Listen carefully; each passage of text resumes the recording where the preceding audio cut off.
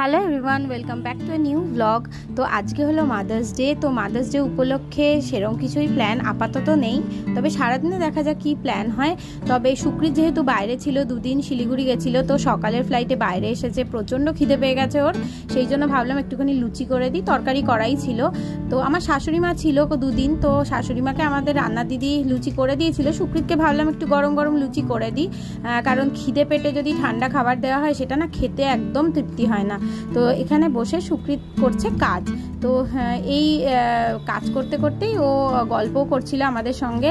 তো আজকে তো সানডে, যার জন্য একটুখানি মানে কাজটা একটু কম আছে সুকৃতের। সুকৃতকে লুচি করে দিলেও আমি কিন্তু লুচি খাচ্ছি না, আমি খাচ্ছি ছাতুর শরবত।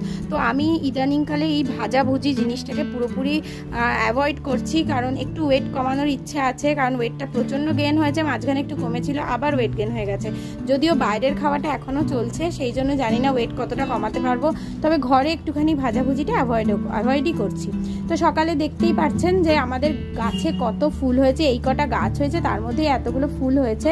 তো আরও কয়েকটা গাছ আনার ইচ্ছা আছে। আর বাইরে হচ্ছে খটখটে রোদ, এত প্রচণ্ড গরম পড়েছে না কদিন, বলার মতন নয়, মানে অতিরিক্ত গরম পড়ে গেছে।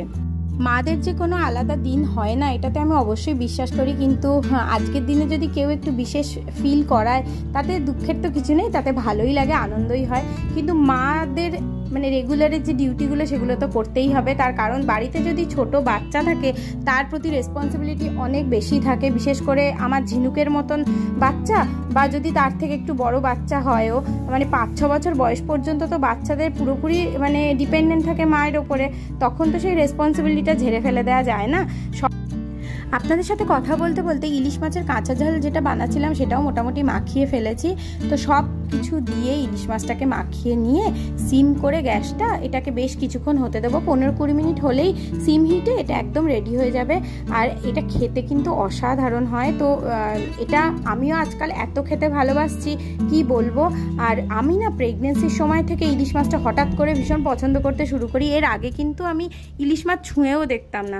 হঠাৎ করে প্রেগনেন্সিতে অন্য কোনো মাছ খেতে পারতাম না, কিন্তু ইলিশ মাছটা প্রচণ্ড পছন্দ হতে শুরু করেছিল। তো তারপর থেকে ইলিশ মাছ আমার ফেভারিট হয়ে গেছে।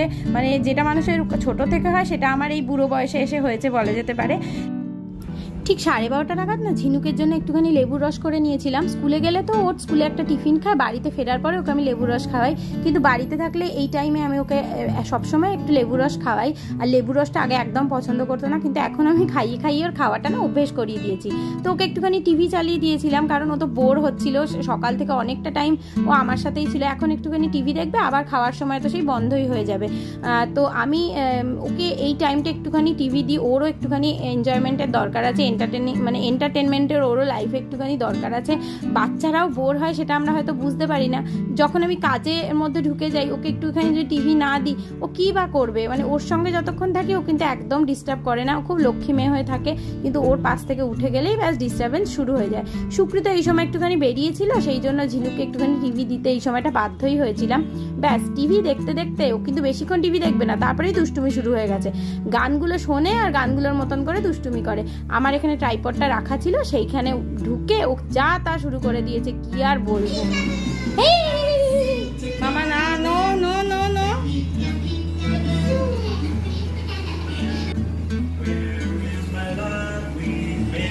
পিকাবু পিকাবু মা পিকু। পিকাবু গান শুনছে আর আমাকে ওর সঙ্গে পিকাবু করতে হবে, এটাই ওর বায়না। মানে এটা একটা খেলা। ও কিন্তু টিভি যে খুব বসে একটানা চোখ গোল গোল করে দেখতে থাকে তা নয়, ও মাঝে মাঝে খেলে, নাচে, নানা কিছু করে, আমাকে গিয়ে মাঝে মাঝে ডিস্টার্ব করে। মানে এটাই ওর কাজ আর কি। এটা করতে না পারলে ও একভাবে বসে বসে টিভি কখনোই দেখবে না, এটাই একটা বাঁধি।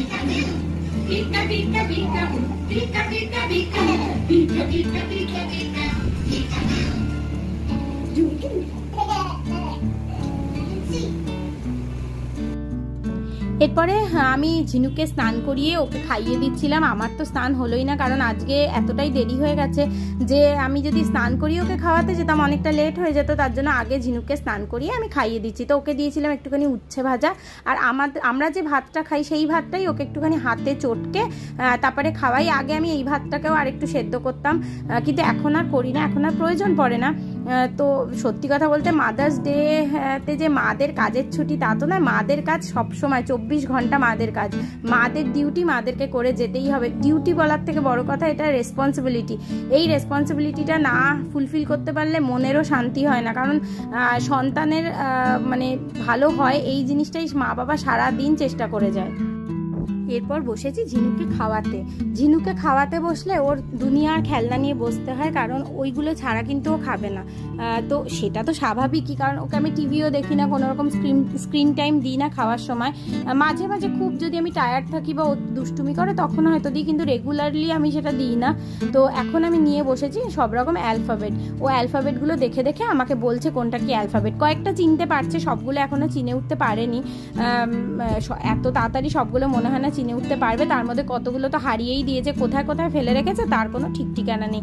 মানে আমি কিনি আর ও এদিক ওদিক ঢুকিয়ে দেয়, এদিক ওদিক ফেলে দেয়। এর মধ্যে রাইমসের বই ছিঁড়ে দিয়েছে, মানে কি আর করবে, কিছু তো করার নেই, ও এগুলোই করে সবসময়। আর যেহেতু ও সমস্ত ওই যে অ্যালফাবেটগুলো হারিয়ে ফেলেছে, আমি বই থেকে ওকে জিজ্ঞেস করছি কোনটা কি অ্যালফাবেট বলো তো, কোনটা কি। সবগুলো বলতে পারছে না, কয়েকটা বলতে পারছে, আবার কয়েকটা বলতে পারছে না। কয়েকটা নিজে নিজেই শিখেছে, আমি ওকে শেখাইনি। ও টিভিতে যেহেতু গান টানগুলো দেখে না, কিছু কিছু অ্যালফাবেট ও নিজেই চিনতে শিখে গেছে। আর আমি কিছু ওকে পড়ানোর সময় এরকমভাবে খেলার ছলেই পড়াই যে দেখো এটা এই অ্যালফাবেট, ওটা ওই অ্যালফাবেট, কারণ এক জায়গায় বসে তো ও আর কিছু করবে না, কোনো বাচ্চাই করে না। বইয়ের মধ্যে পা দিয়ে মা সরস্বতীর মাথায় তুলে দিয়েছে, মানে আমি ওকে যতই শেখাই ও সেই বইয়ের মধ্যে দাঁড়িয়ে পড়ে। তো এই করতে করতে, এই দুষ্টুমি করতে করতে ঝিনুকের খাওয়াও শেষ হয়ে গেল। আর ঝিনুক যেগুলো খায় না, মাছ টাছ খায় না, সেগুলো আমি খেয়ে নিই, কারণ ওকে জোর করে খাওয়ালেই সে যদি বমি করে দেয় সেই ভয়ে আমি জোরও করি না। এরপর আমি আর সুকৃত খেতে বসে গেছি। আর খেতে বসে বসে আমি কি সারাদিন ধরে ভুলে যাই সেইটা সুকৃত আমাকে বলছে, আর আমি হেসেই খুন হয়ে যাচ্ছি। আর আমি ওকে সুকৃতকে বলছি যে বেশি যদি মানুষ কাজ করে তাহলে মানুষ বেশি ভুলে যায়, কাজ না করলে সে ভুলবে না। এই নিয়েই আমাদের মধ্যে চলছিল হাসাহাসি। আর সুকৃত আমাকে সবসময় বলে, পেছনে লাগে আর কি, যে দেখেছো তো তুমি এটা ভুলে গেছো, দেখেছো তো তুমি ওটা ভুলে গেছো। আর আমি সেটা নিয়ে বলি যে তুমি যখন বাড়ি থাকো আমি তখনই কেন ভুলি, তার মানে তোমারই কোনো দোষ আছে। এই নিয়েই আমাদের সারাদিন চলতে থাকে। আর এটা কিন্তু সত্যি কথা, সুকৃত বাড়ি না থাকলে আমি ফ্যান অফ করতেও ভুলি না, আমি মাইক্রোওভেনের সুইচ অফ করতেও ভুলি না। সুকৃত যেদিনই বাড়ি থাকে আমি সেদিনই ভুলি, মানে জানো আমি দোষটা ধরানোর জন্য ইচ্ছে করে ভুলে যাই, এরম ব্যাপার।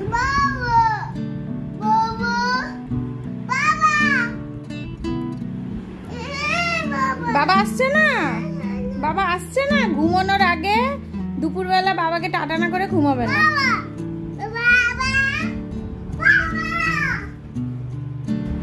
ডাকো তো জোরে, ডাকো।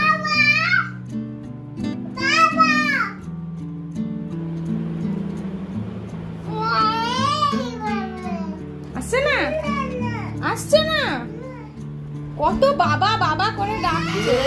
কি হলো, বাবা এসেছে? বদমাস দেখো দেখো, তোমাকে বের করে দিচ্ছে, তোমাকে এবার বের করে দিচ্ছে।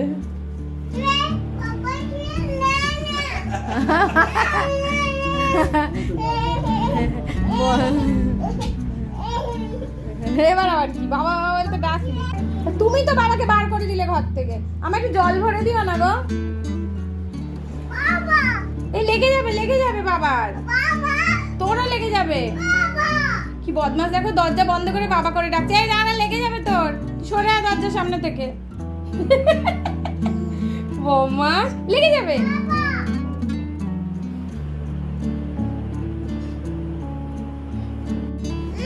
না না না মা,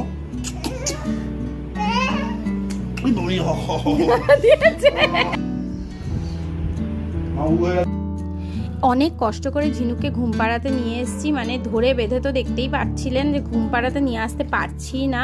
তো আলটিমেটলি ঘুমোতে এসেছে। তো এই ব্লগটা এইটুকুই রাখছি। ইচ্ছা আছে সন্ধেবেলা একটুখানি বেরোবো, ঝিনুকেরই স্কুলের এক বন্ধু তার মা বাবার সাথে আমরা বেরোবো, সবাই মিলেই বেরোবো, বাচ্চাগুলোও যাবে। তো সেখানে গিয়ে খুব মজা হবে। তো কোথায় যাচ্ছি কি করছি সেটা আবার নেক্সট ব্লগে শেয়ার করব। তো আজকের ব্লগটা এইটুকুনি রাখছি, টাটা।